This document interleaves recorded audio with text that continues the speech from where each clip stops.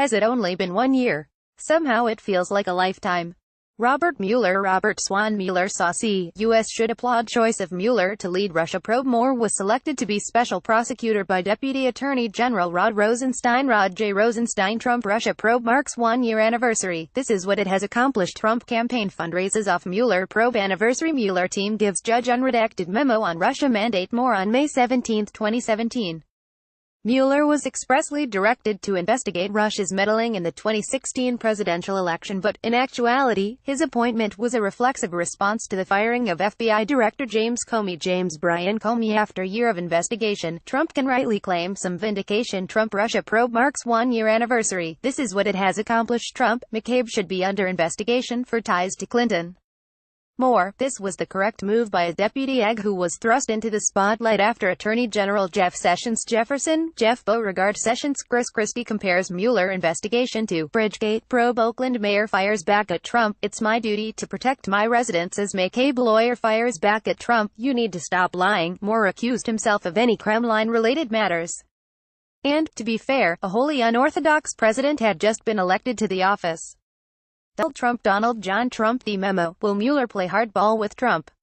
Mexican presidential candidate vows to fire back at Trump's offensive tweets. Elizabeth Warren urges grads to fight for what is decent in current political climate. Moore remains unfamiliar with the constitutional guardrails that protect the republic. In spoken word and tweet, he has done more than just flirt with the concept of authoritarian control. But two things are not mutually exclusive. Robert Mueller is an honorable arbiter of the facts and can be trusted, as I argued here, but he should have been conflicted out of consideration for the position, as I argued here. America deserves confidence in our political system. The exposure of multiple miscues and dubious decisions by senior leadership of the FBI and Department of Justice, DOJ, during the Hillary Clinton-Hillary Diane Rodham Clinton Trump Jr. met with Gulf advisor who offered help to win election. Report voters Dems aren't impressed by anti-waterboarding showboating. After a year of investigation, Trump can rightly claim some vindication. More email server investigation and the Russian collusion probe have understandably eroded some of that trust. A Pew Research poll shows that 61% of Americans are confident Mueller will conduct a fair investigation. This, when almost all polling in 2018 mirrors a dramatically bifurcated nation.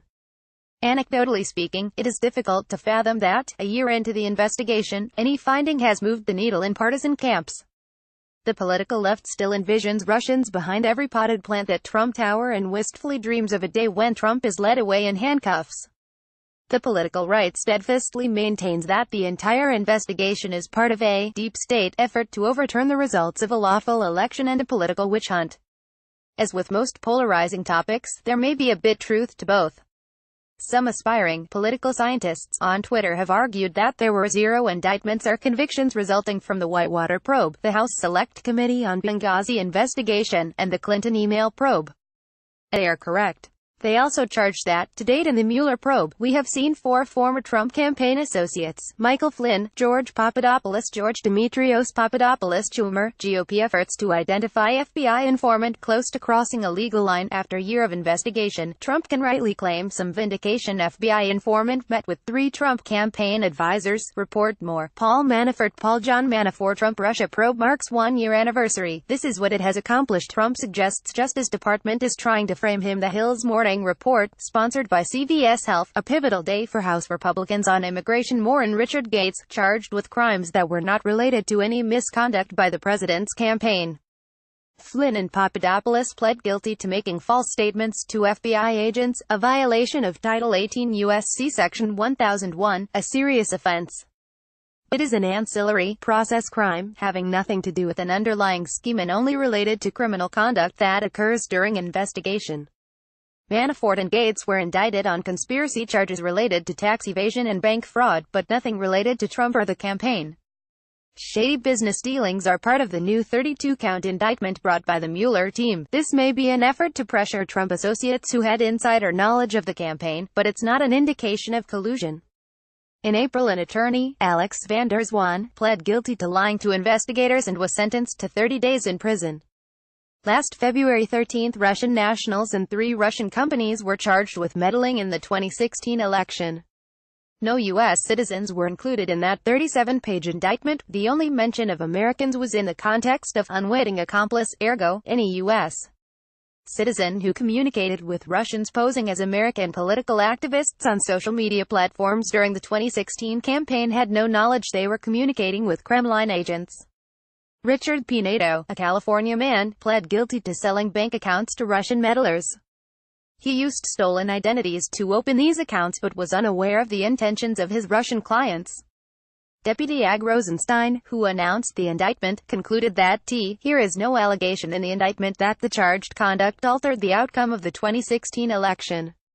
Not exactly the smoking gun that yes, the probe is ongoing. There may be some jaw-dropping there, once Mueller closes the investigation. But it's becoming less likely by the day. What has become increasingly obvious over the course of the past year's probe is this: it has had a deleterious effect on our nation, and it continues to divide us. The president has used the opportunity to attack the free press. Crafty partisans on the political left have used the divide to conflate valid criticism of questionable senior FBI and DOJ leadership actions as, wait for it, partisan political attacks. Equally opportunistic intransigents on the political right have stoked fear and mistrust in all governmental institutions, damaging relationships with the public and further eroding trust. All are causing grievous harm to our country and shredding any real opportunities for unity. The mainstream press has overreached in its efforts to sully a president who openly loathes their alignment with the political left and feels the investigation's leaks are designed to cripple his presidency. And the president now charges on Twitter that the FBI planted representative, undercover agent, informant, asset or cooperating witness in his campaign. He may be drawing from a National Review column by former Assistant U.S. Attorney Andrew McCarthy, who has suggested the same. Yet, while the Russia probe's pending results are hotly debated and widely anticipated, there may well be a far more consequential report's release around the corner. The DOJ's Inspector General, Michael Horowitz, is set to release publicly his findings following a review of the FBI's decisions, processes and protocols in the Clinton case.